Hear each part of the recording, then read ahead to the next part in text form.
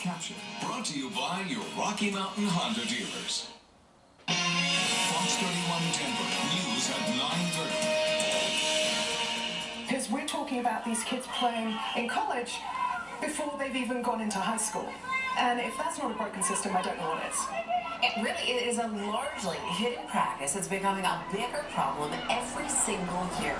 We're talking about early recruitment, really early recruitment. And believe it or not, kids in Colorado being asked to commit to college sports as young as 13, even 14 years old. Unbelievable. Fox 31's Kagan Harsha has a closer look at the problem and the toll it's taking on our kids. If you're a parent, you've probably said it. Sports are just a game. A chance to burn some energy, get some exercise, and have some fun. But for many kids, this is no longer just a game. I'm going to the United States Naval Academy, and I was committed when I was a freshman. I'm going to DU, and I was recruited going into my sophomore year. I'm going to CU Boulder, and I was a sophomore in high school. I'm going to Campbell University, and I was a sophomore when I committed. I'm going to CU Boulder, and I committed as a sophomore. Colorado students as young as middle school are now being asked to commit to college sports programs. We're talking about these kids playing in college before they've even gone into high school. And if that's not a broken system, I don't know what is. Lacrosse isn't the only sport with this problem. 13 and 14-year-olds who play basketball, soccer, football say they feel trapped by decisions they were forced to make. Let's have some leadership out there. Sam Bartran started coaching most of these girls when they were second graders. Let's really focus on establishing channels. And she says early recruiting has become more than a trend, it's a tradition. Colleges that once targeted high school juniors began asking sophomores to commit, then freshmen. Some programs today are even evaluating 7th graders. It totally takes the fun out of it. Megan Gordon started getting offers from college lacrosse teams when she started high school. Yeah, it was super flattering. And before her sophomore year, she'd already committed, not just to a lacrosse team, but to 5 years in the military.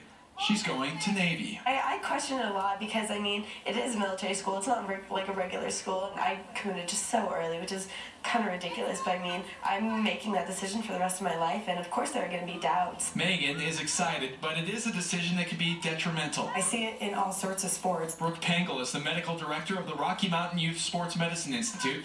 She says early recruiting not only creates depression and anxiety, it also results in more injuries. To get to that level, the athletes are really required to put in certain days per week and certain hours per week, and that's leading to overuse injury and injuries that we didn't used to see in kids. There are recruiting rules to protect kids. The NCAA bars coaches from directly contacting kids before their junior year.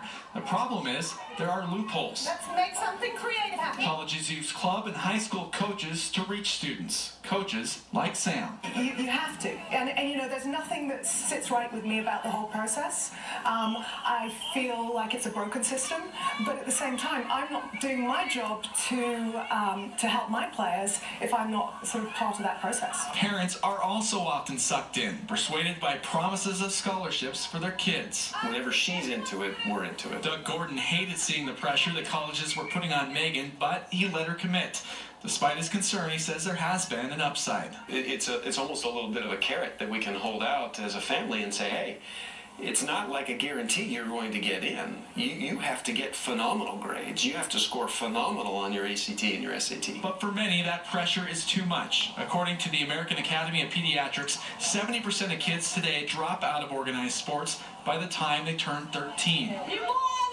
Right around the time those recruiters start showing up in droves. We had one game where there was like 50. Like our whole sideline was completely covered. The first couple minutes, you're kind of like, oh, like Notre Dame's over there or UNC's over there. Like, I have to impress them. It kind of makes the game more stressful than fun, I think. Because you have to, just knowing that you have to like do good when they're watching, you can't just play. And that is what worries coaches like Sam Bartran the most. Let's really regroup though. A game that once put a smile on their players' faces is now a source of stress. We don't know whether someone's going to get burnt out.